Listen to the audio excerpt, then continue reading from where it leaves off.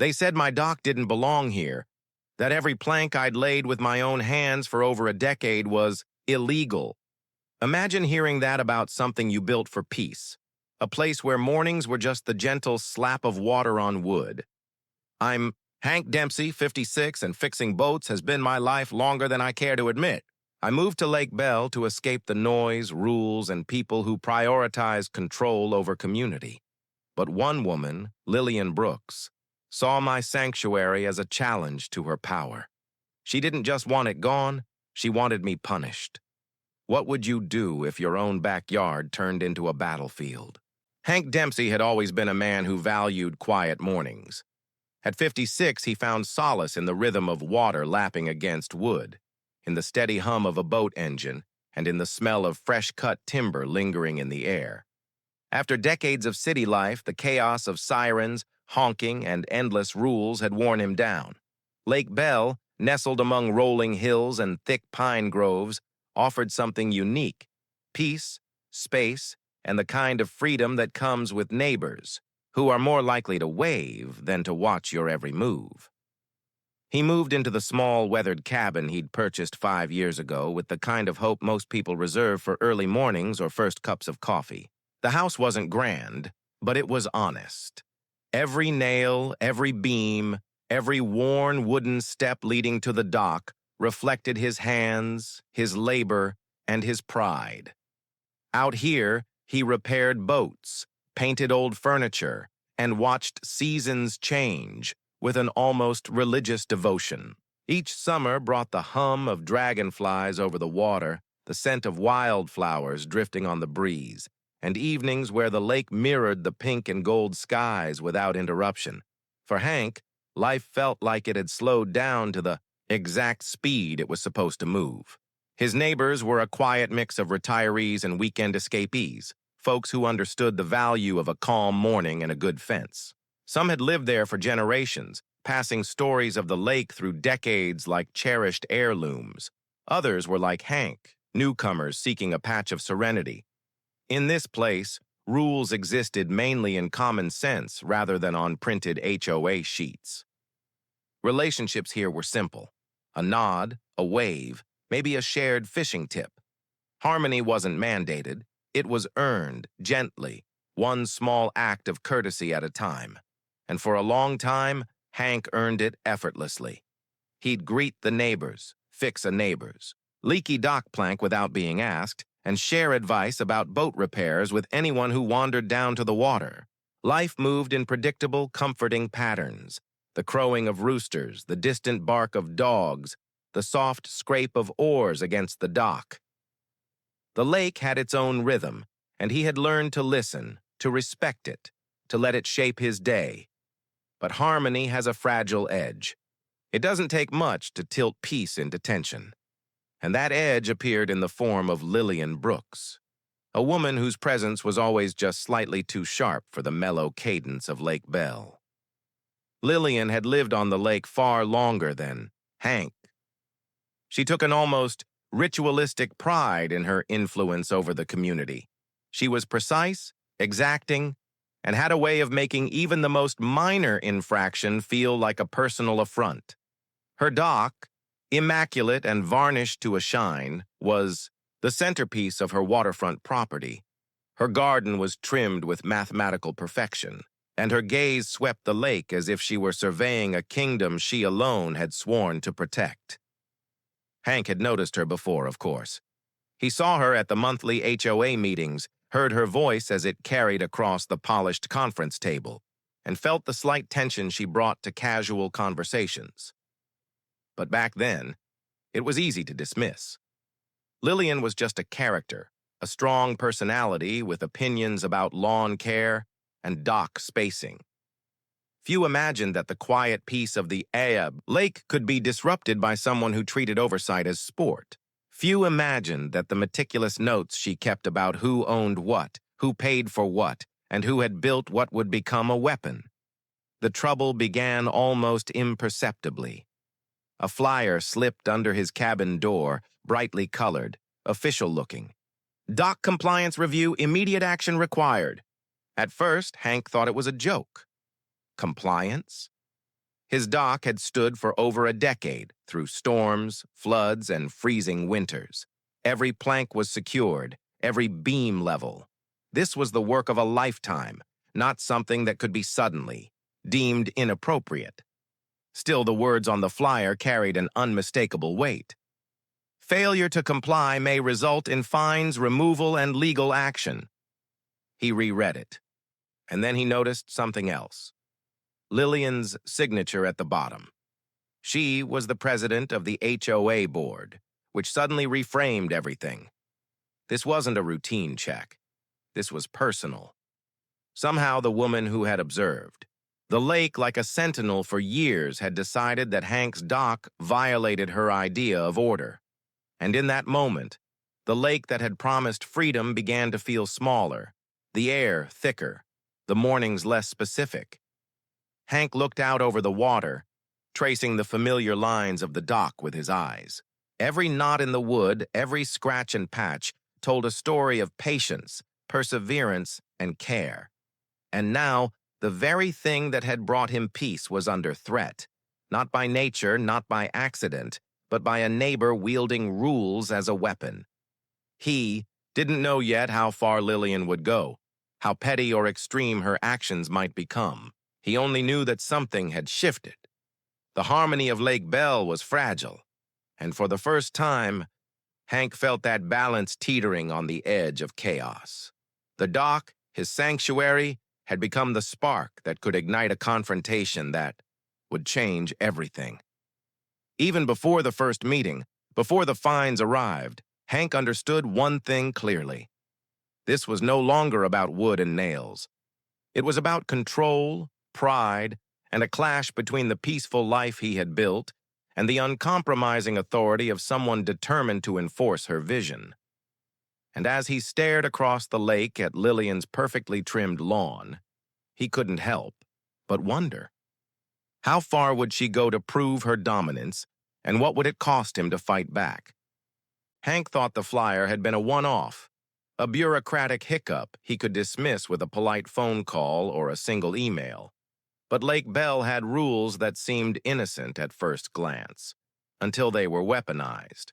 Within days, more notices arrived, each stamped with the HOA seal and signed in Lillian Brooks' crisp, deliberate handwriting.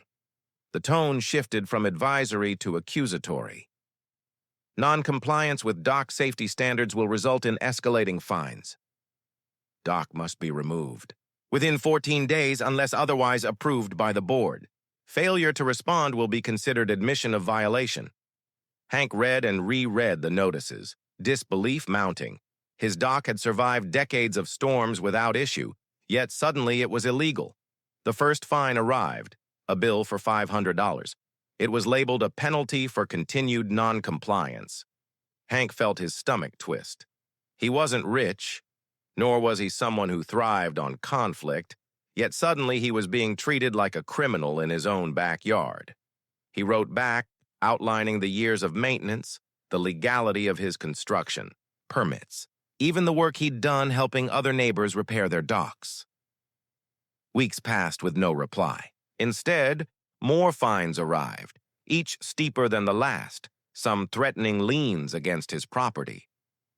At the next HOA meeting, he finally confronted Lillian in person.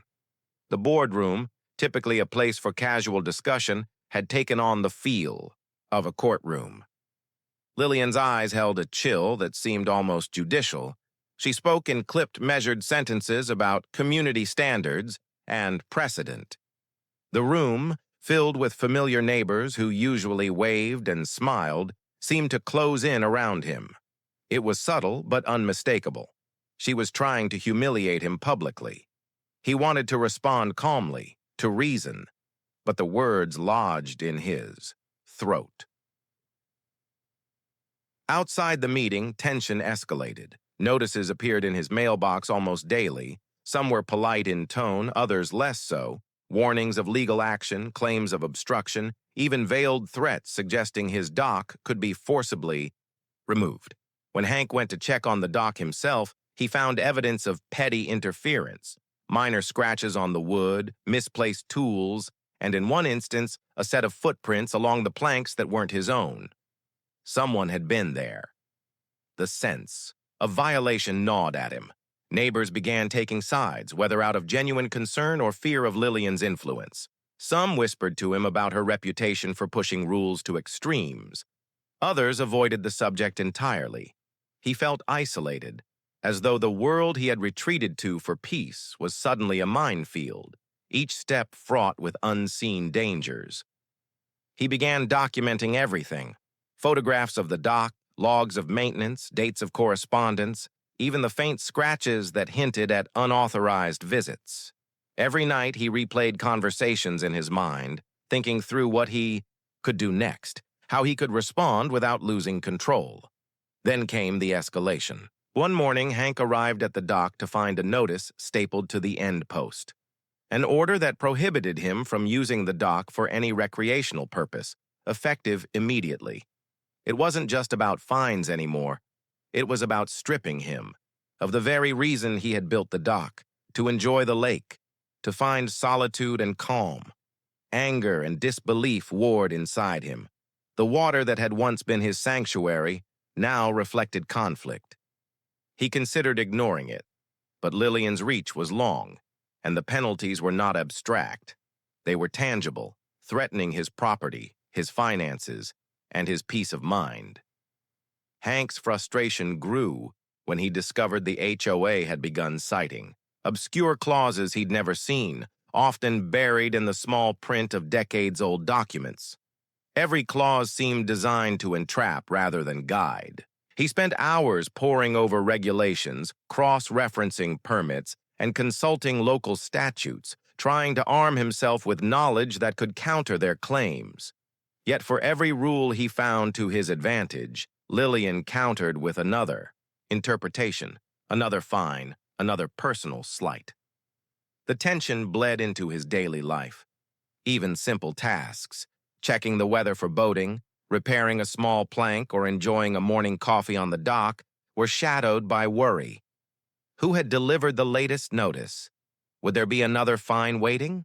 Was this legal, or merely the exercise of raw power? Every knock on the door, every whispered conversation among neighbors felt like a probe into his life. It wasn't just about the dock anymore. Lillian's scrutiny extended into every corner of Hank's property.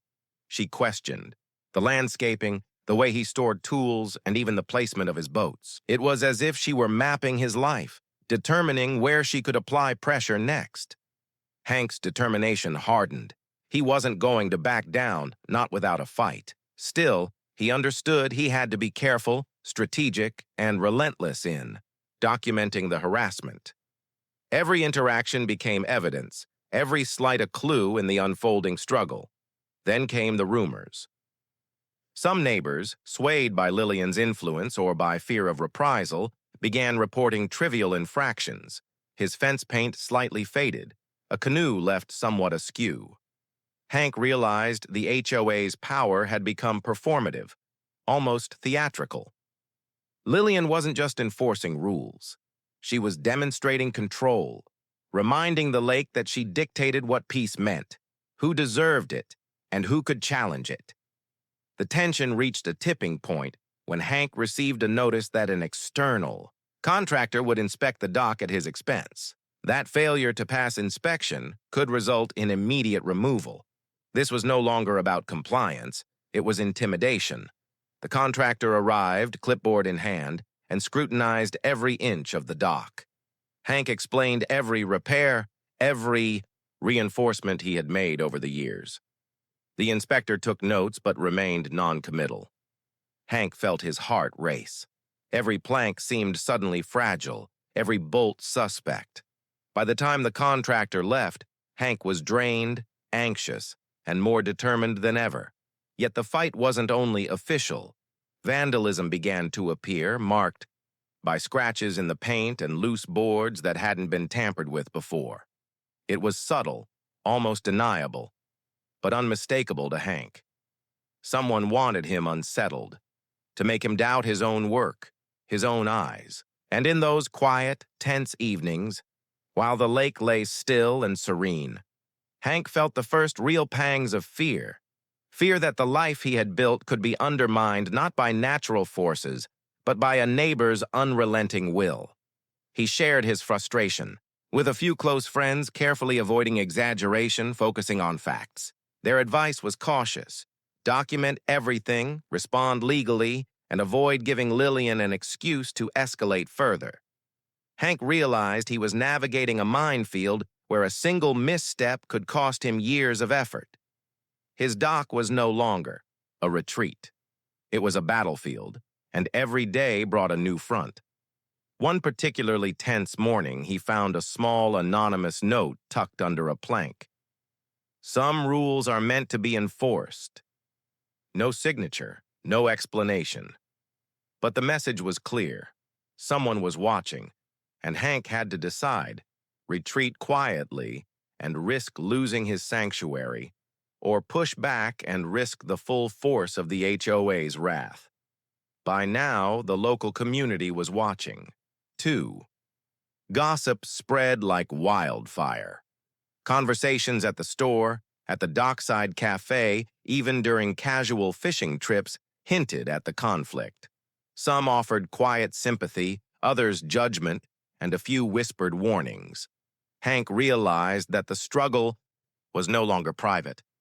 It had become a performance, a test of will played out under the scrutiny of neighbors, HOA board members, and anyone invested in Lake Bell's order or chaos. And then came the first real shock. The HOA sent a formal letter declaring that Hank was in violation not only of dock rules but also of aesthetic guidelines, a vague category that included everything from plank orientation to color tones. The implication was that the dock itself was an affront to the community's taste.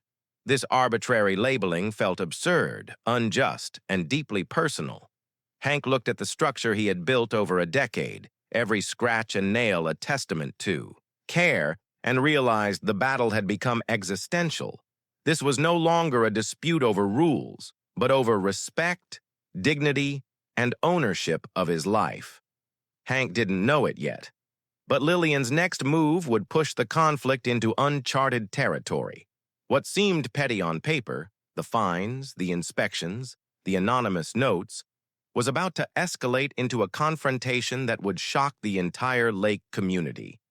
The dock, once a sanctuary, was about to become the epicenter of a battle that no one, least of all Hank, could ignore. Days after the aesthetic violation notice, the tension at Lake Bell reached a fever pitch. Hank awoke to find bright orange tape crisscrossing the entrance to his dock, an official-looking notice stapled to the post declaring it off-limits until further review. The tape flapped violently in the morning breeze, mocking him with every slap against the weathered wood. It wasn't just a warning anymore.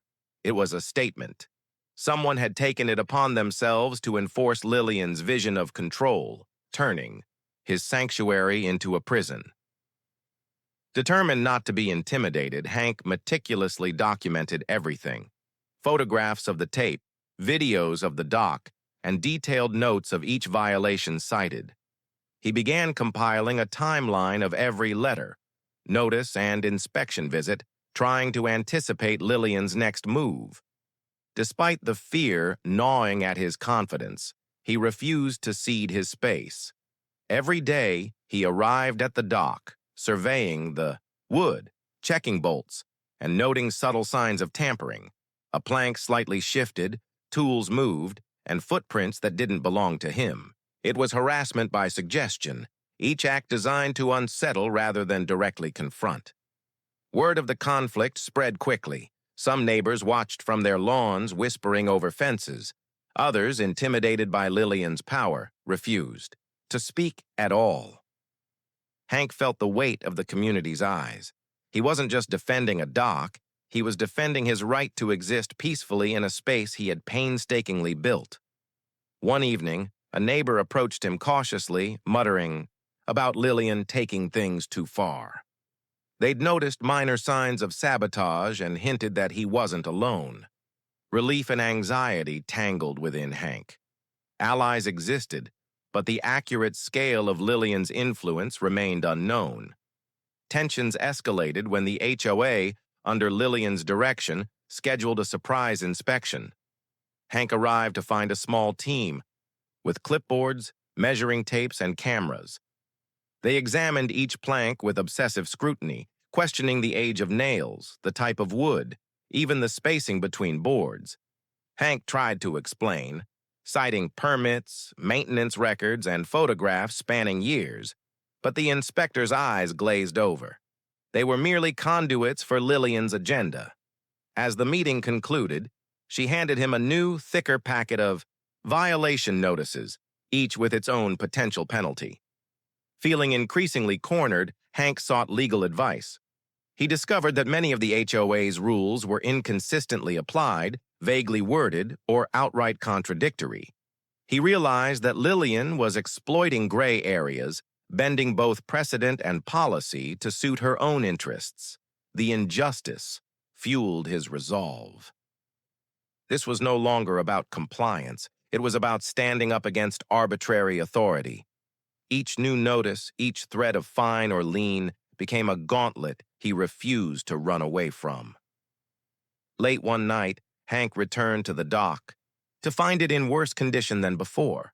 Planks were shifted, ropes frayed, and a small toolbox was missing. It was subtle. Evidence could be dismissed as accidental, but unmistakable to him. Someone had crossed a line. Anger surged through him like a sudden storm on the lake. For the first time, he felt the raw edge of fear and rage intertwined. He wasn't just defending property, he was defending his dignity.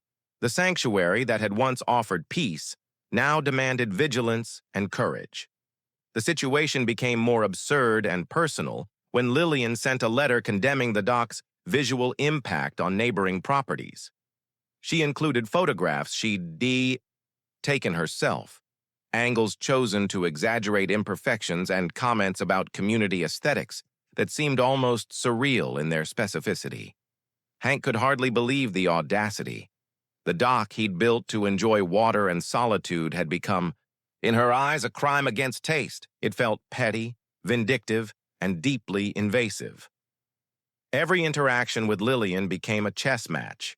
Emails and letters were scrutinized, each word weighed for hidden threats or implications.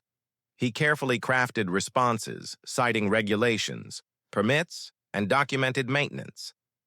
Yet, each reply was met with another wave of notices or implied consequences. The harassment had a rhythm now, a cadence designed to wear him down over time. He learned to anticipate it, but anticipation didn't dull the sting. Every morning brought new stress, and every evening left him replaying the day's events in his mind, wondering how far she would go. Then came the escalation that changed everything. Hank received a notice demanding that he remove his dock entirely, within 30 days or face legal action. This wasn't abstract anymore. It was tangible, a direct threat to dismantle the physical embodiment of his effort and life's work. His anger and disbelief reached a tipping point. The lake had been his refuge, yet now it was a battlefield dictated by the whims of one person. Friends and neighbors advised him to comply for safety. Still, Hank couldn't imagine abandoning something he had built with such dedication. Desperate to buy time, Hank requested an emergency meeting with the HOA board. The meeting was tense from the start. Lillian's presence dominated the room. Her tone was calm, but every word carried the weight of authority and implied consequences. She insisted the dock violated multiple rules simultaneously: safety, aesthetics, and usage. Hank presented his evidence, demonstrating the decades of maintenance, adherence to permits, and structural integrity. For a moment, it seemed reason might prevail, but Lillian was prepared.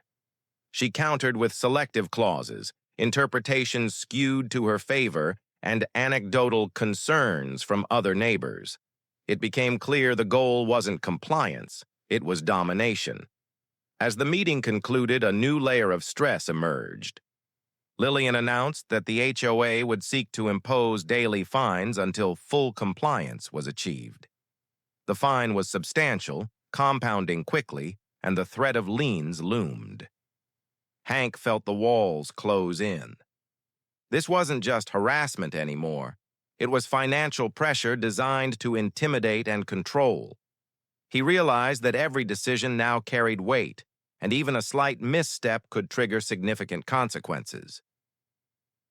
The weeks that followed, the conflict escalated further. Lillian, it seemed, had eyes everywhere.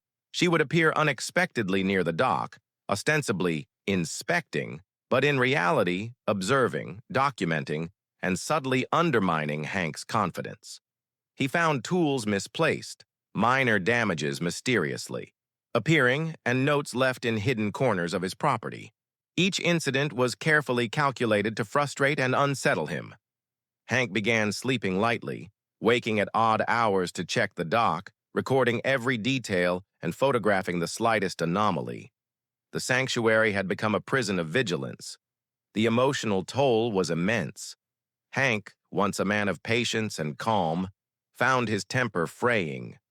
Moments of reflection were tinged with paranoia. Even enjoying the lake became fraught with anxiety. Yet amidst the stress, a determination grew stronger. He would not surrender. This was no longer merely about a dock or a few fines. It was a stand for personal freedom, respect, and dignity. He meticulously planned his next steps, documenting every interaction, every violation, and every sign of harassment. The fight had become as much about principle as it was about the physical structure of the dock. Neighbors began noticing changes, too. Whispers spread of Hank's determination, of Lillian's relentless enforcement, and of the mounting absurdity of the situation.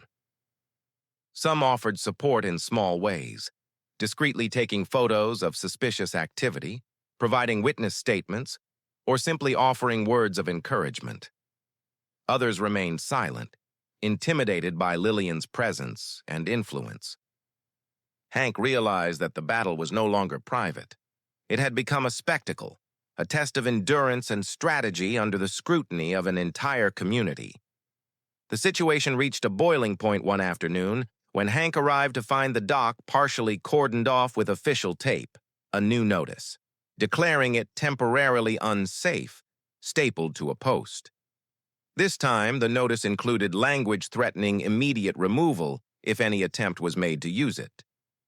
Hank's frustration boiled over. The dock had never been unsafe. Storms, frost, and wear had been meticulously repaired. The declaration was arbitrary, punitive, and deeply personal. He realized that Lillian's actions were no longer just rule enforcement. They were psychological warfare aimed at undermining his resolve. Faced with mounting pressure, Hank made a pivotal decision. He would fight back methodically. He began consulting legal counsel, organizing documentation, and researching precedent in property disputes. Every photo, every letter, every inspection report became a weapon in preparation for the confrontation that was inevitable. The sanctuary that had once offered peace had transformed into a crucible of patience, strategy, and resilience. Hank understood that the upcoming clash would test every ounce of his endurance, wit, and courage. Cliffhanger transitioned to climax. Hank's meticulous preparations were about to collide with Lillian's relentless drive for control. What began as petty fines and bureaucratic overreach was set to explode into a confrontation that would shock Lake Bell, challenge the limits of HOA authority, and place Hank's dock and his dignity on the line in ways no one could anticipate. The battle for the pier had reached a point of no return, and the next move would determine who truly held power over the lake. The morning air at Lake Bell carried a crisp tension, as if the lake itself sensed the confrontation about to unfold. Hank Dempsey arrived at his dock before sunrise, the mist rising off the water curling around his feet as he surveyed the familiar planks that had become the center of a storm. Every inch of wood was a reminder of years of labor, patience, and dedication. Still, now, those same planks had become a battleground. The stakes had never been higher. Lillian Brooks, the HOA president, had escalated from fines and notices to legal threats, public scrutiny, and covert harassment. She wanted the dock gone, and she intended to prove her authority, no matter the cost. Hank knew today could change everything. He had spent nights reviewing documents, cross-referencing statutes, and building an airtight case against the HOA's arbitrary enforcement. Every letter, photograph, and inspection report had been meticulously cataloged. This wasn't just a fight. For a dock, it was a stand for dignity, fairness, and the principle that no individual could wield power unchecked. Yet, despite the preparation, a knot of anxiety gripped him. Lillian was cunning, experienced in manipulating rules, and utterly relentless. As the sun rose, a black SUV rolled down the gravel driveway carrying 2 HOA board members and Lillian herself, clipboard in hand, her gaze sharp and calculating, the quiet of the lake dissolved under the weight of authority.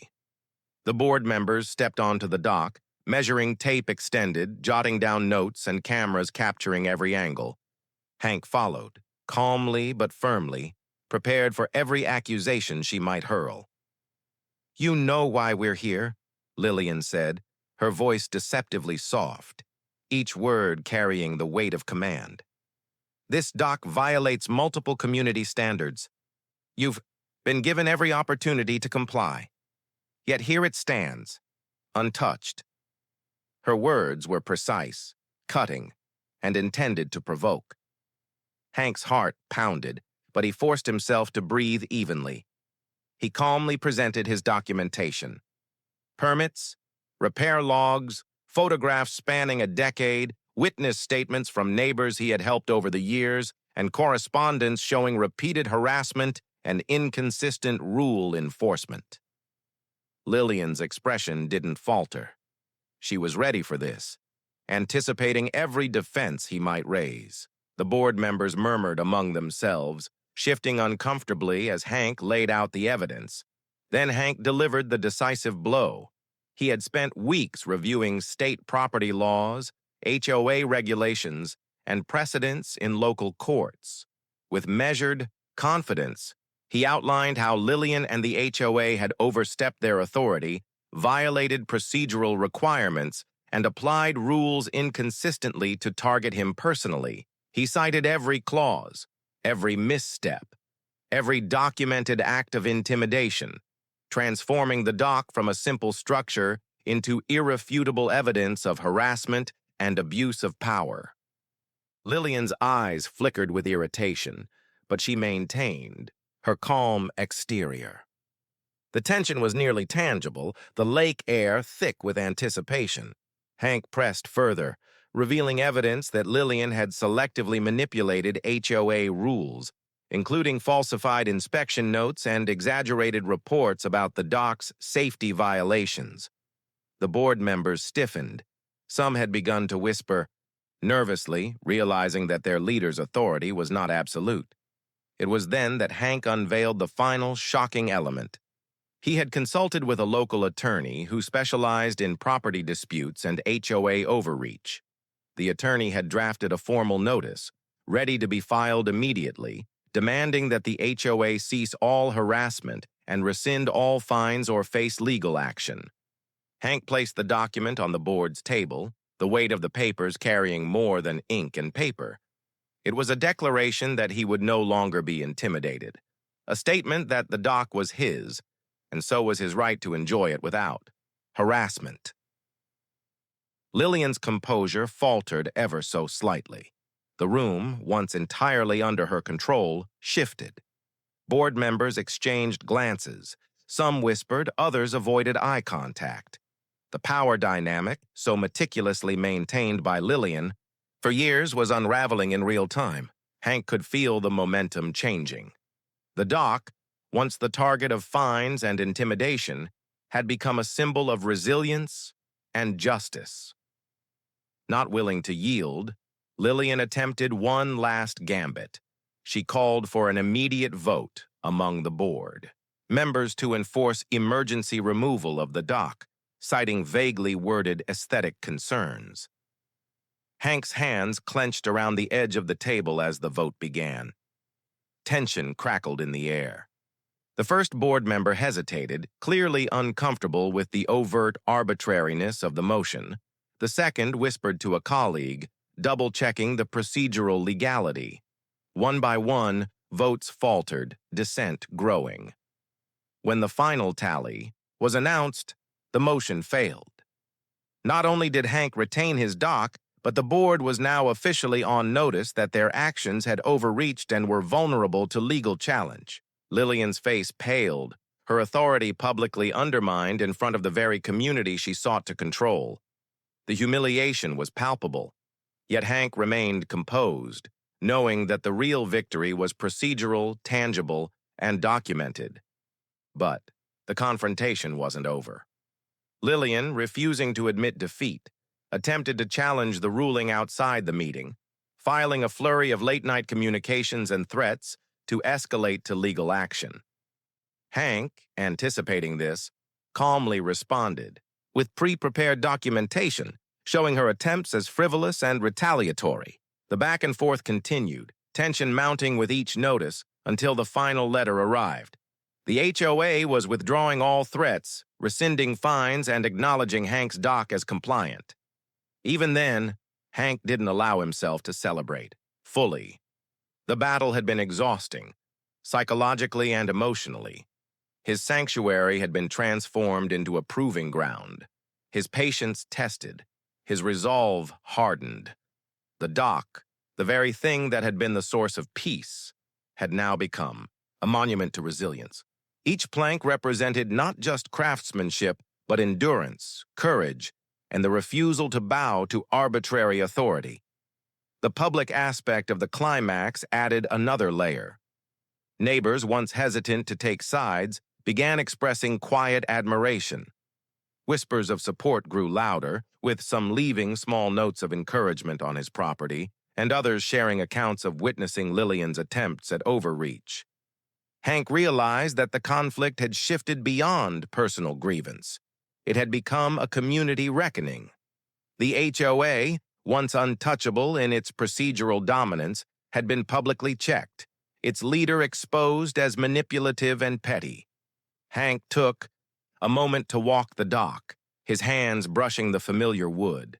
Each nail, each scratch, each plank held stories of effort, challenge, and confrontation. He allowed himself a deep breath, the tension in his shoulders slowly releasing. The lake shimmered under the midday sun, peaceful once more, but with a newfound sense of vigilance. Hank knew that complacency could allow another overreach. Yet, he also recognized the triumph of standing firm, of defending not just property, but principle. There was a lingering, almost cinematic final twist. As Hank stood surveying the lake, a small gathering of neighbors approached, offering quiet congratulations, reassurance, and shared stories of past confrontations they had endured, silently. The dock had become more than a personal victory. It had become a symbol of community strength against arbitrary authority. The victory wasn't just about retaining a structure. It was about asserting the right to live freely, without fear of capricious oversight. And in the final moments, Hank noticed something subtle yet profoundly satisfying. Lillian Brooks, usually, the omnipresent force of control at Lake Bell, lingered at the edge of the property, her posture stiff, her gaze sharp but defeated. The realization settled in. Her reign of intimidation had ended, at least for now, and the dock stood tall, untouchable by arbitrary rules or threats. Hank ran his hand along the weathered wood, feeling the familiar grooves beneath his fingers, and for the first time in months, allowed himself to imagine mornings returning to their old rhythm, sunlight dancing across the water, the gentle lap of waves against the planks, and the quiet certainty that, at least here, peace had been reclaimed. The climax concluded not with fanfare or celebration, but with quiet, hard-won triumph. The dock was intact. The rules had been challenged. The community had witnessed justice in action. Hank had faced the peak of harassment.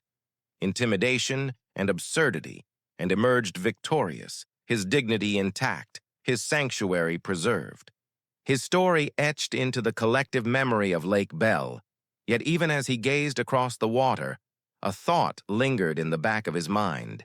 In a place where control and authority could be wielded so arbitrarily, how long would it be before the next challenge arose? The dock was safe for now, but the struggle for freedom, fairness, and respect was never truly over. The dust settled slowly over Lake Bell. In the weeks following the confrontation with the HOA, the tension that had gripped the community began to ease. Still, the experience had left an indelible mark on everyone involved.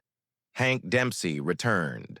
To his mornings with a cautious optimism, the gentle slap of water against his dock no longer tinged with anxiety, but carrying a sense of hard-earned victory. His sanctuary, once under threat from arbitrary rules and relentless intimidation, had survived, standing as both a physical and symbolic testament to resilience, patience, and unwavering principle.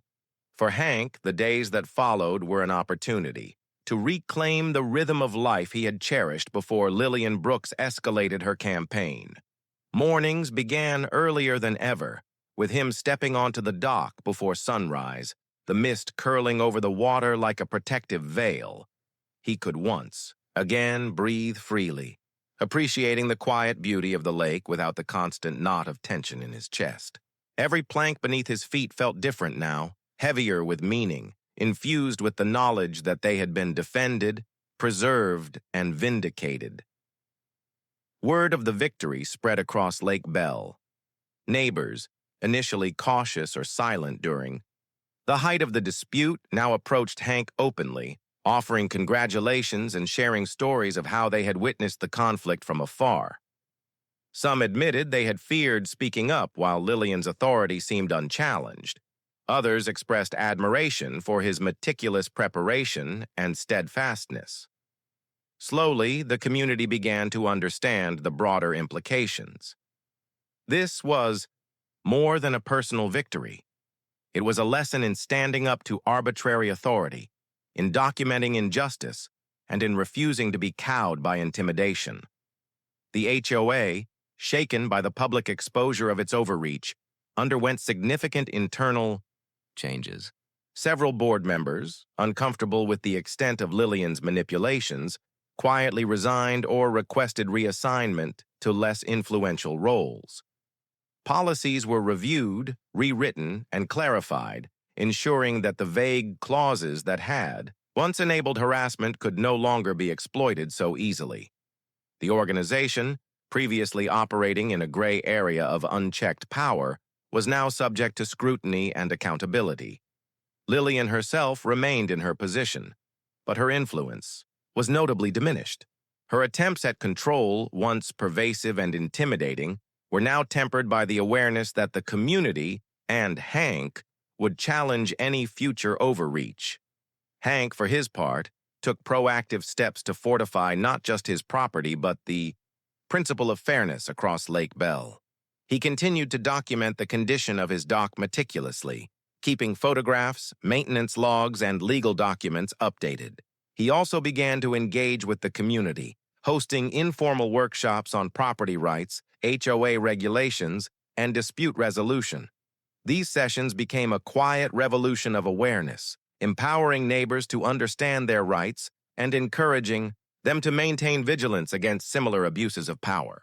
The dock itself, once merely a private retreat, transformed into a symbol, a reminder that informed, patient, and principled resistance could overcome intimidation.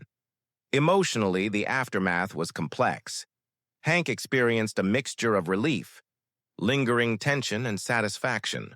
Relief, because the immediate threat had passed, and his dock remained intact.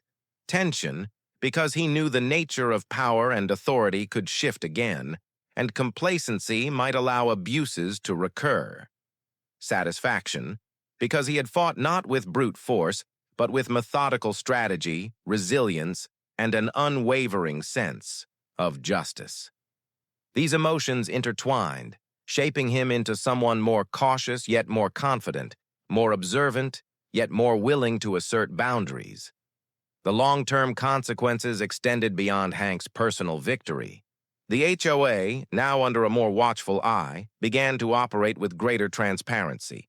Procedures were standardized, and communications became clearer.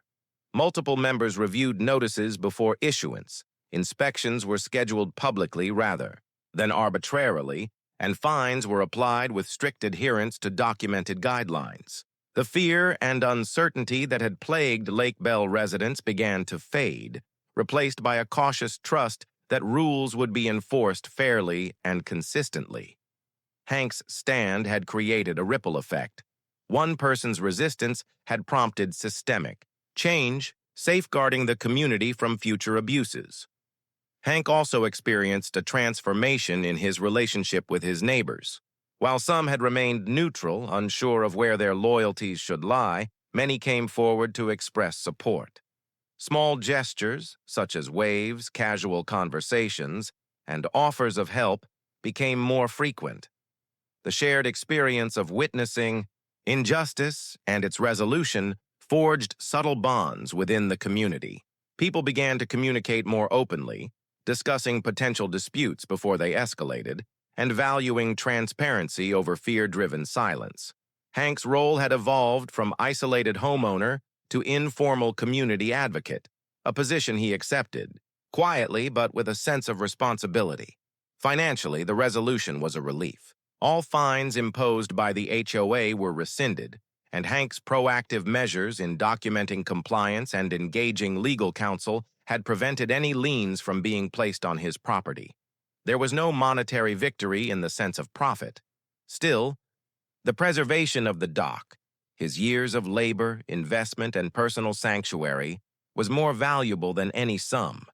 Every plank, every repaired nail, every morning spent watching sunlight scatter across the lake now carried the satisfaction of vindication. The dock was more than wood and bolts. It was a monument to endurance, strategy, and integrity. The psychological impact, however, lingered in subtle ways. Hank became more vigilant, aware that even minor infractions could invite scrutiny in a community governed by rules and personalities that were not always fair. He also became more discerning about the personalities of neighbors, understanding that not all conflicts could be resolved by calm reasoning or documentation alone. This awareness was tempered by resilience, the knowledge that measured, principled action could withstand intimidation. Hank learned the value of combining patience with assertiveness, preparation with courage, and strategy with resolve.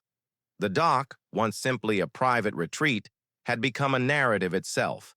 It symbolized the intersection of personal freedom and communal regulation, the tension between individual effort and collective authority, and the triumph of methodical perseverance over arbitrary power. Hank often reflected on the journey, realizing that the fight had strengthened his connection to the lake, to the community, and to himself. He had faced uncertainty, harassment, and public scrutiny, and emerged not just intact, but empowered. In practical terms, the experience reshaped Hank's daily life. Maintenance routines became more thorough, inspections more deliberate, and interactions with the HOA more formalized. He continued repairing boats, enjoying early mornings, and taking in the lake's beauty, but always with a sharper awareness of the fragility of personal spaces within regulated communities. Even as peace returned, a slight edge of vigilance remained, a reminder that freedom required active defense. The resolution also carried lessons for the broader Lake Bell community. Hank's methodical approach demonstrated that knowledge, preparation, and calm persistence could counter even the most entrenched authority. Neighbors who had witnessed the dispute firsthand or heard of it secondhand began adopting similar strategies in their own interactions with the HOA. Meetings became less intimidating, communications more structured, and community engagement increased. The ripple effect of Hank's stand extended far beyond the dock itself, shaping the culture of oversight, fairness, and advocacy within the neighborhood. Emotionally, the climax and its aftermath allowed Hank to reconcile the tension he had carried for months. While the battle had been exhausting and stressful, it had also revealed his own capacity for resilience. He discovered a deeper understanding of the balance between compliance and principle, between personal peace and civic responsibility. Dock, once a simple refuge, had become a teacher. It had tested patience, endurance, and courage, and in return had offered vindication, respect, and renewed confidence. Hank's victory also reshaped perceptions of Lillian Brooks. Her authority, once absolute and intimidating, was now tempered by the awareness that arbitrary enforcement could be challenged and exposed.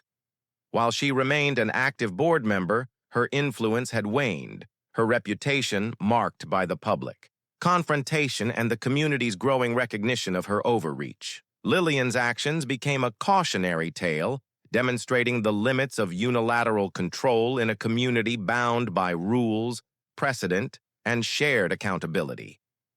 As months passed, the lake returned to its rhythm. Mornings once again began with the gentle slap of water against wood, sunlight scattering across the surface, and the quiet hum of life. Hank's dock, fully intact, became a familiar sight not only for him, but for neighbors who had followed the saga closely. Children learning to fish, couples taking early morning strolls, and old friends gathering by the water all recognized it as more than a dock. It was a testament to principle, patience, and perseverance. Hank often found himself reflecting on the ordeal. The fight had required meticulous planning, emotional fortitude, and an unwavering commitment to justice. He realized that the true victory wasn't simply retaining his dock. It was the preservation of autonomy, the affirmation of fairness, and the demonstration that even in a community governed by rules, individual rights and dignity mattered. The experience had instilled a lasting sense of empowerment. One person, acting wisely and persistently, could challenge overreach and prevail. The story of the dock became a quiet legend at Lake Bell. New residents would hear of it in passing, learning that vigilance, preparation, and calm resilience were not just abstract virtues, but practical tools in navigating communal life. Hank's experience demonstrated that rules and authority, while necessary for order, were not infallible. Communities thrived when accountability existed, when individuals understood their rights, and when courage met diligence. Even beyond the neighborhood, Hank's experience offered a broader lesson. Life often presents conflicts where authority is misapplied, where personal space and effort are challenged by arbitrary power. Success in these situations rarely requires confrontation alone. It demands preparation, documentation, strategy, and calm persistence. Hank's victory at Lake Bell illustrated that measured, principled action could dismantle intimidation, restore fairness, and preserve what matters most. The emotional closure was profound. Hank could once again enjoy the simple pleasures that had drawn him to the lake, watching sunlight ripple across the water, repairing a boat with practiced hands, listening to the quiet hum of nature uninterrupted. Yet each plank on the dock carried more than physical weight. It held memories of struggle, endurance, and triumph. He had fought not just for a structure, but for the affirmation of his labor, his autonomy, and his right to live without arbitrary oppression. Looking forward, Hank remained vigilant but content. He maintained the dock meticulously, aware of the lessons learned and prepared for future challenges. His mornings, once filled with quiet anxiety, now carried a layered satisfaction. The peace of Lake Bell restored, the dock intact, and the knowledge that he had stood firm when it mattered most. Each ripple across the water, each plank beneath his feet, each beam holding steady against the current reminded him of what was at stake, what he had preserved, and what resilience could achieve. In the final reflection, the story of Hank Dempsey and his dock offered a lasting, powerful takeaway. Peace, autonomy, and dignity are worth defending, even when the odds seem insurmountable. Arbitrary authority can challenge, intimidate, and oppress, But careful preparation, unwavering principle, and quiet courage can prevail. The dock was safe. The lake was peaceful. And Hank, standing firmly on his creation, knew that some battles were fought not for glory, but for the quiet triumph of doing what is right, standing tall, and never surrendering to arbitrary power. And, as he gazed across the water one last time, he allowed himself a small, satisfied smile. The dock, his sanctuary, and the hard-fought peace of Lake Bell were secure, for now. Yet the lesson lingered. Vigilance, preparation, and principle were the proper foundations upon which freedom was built.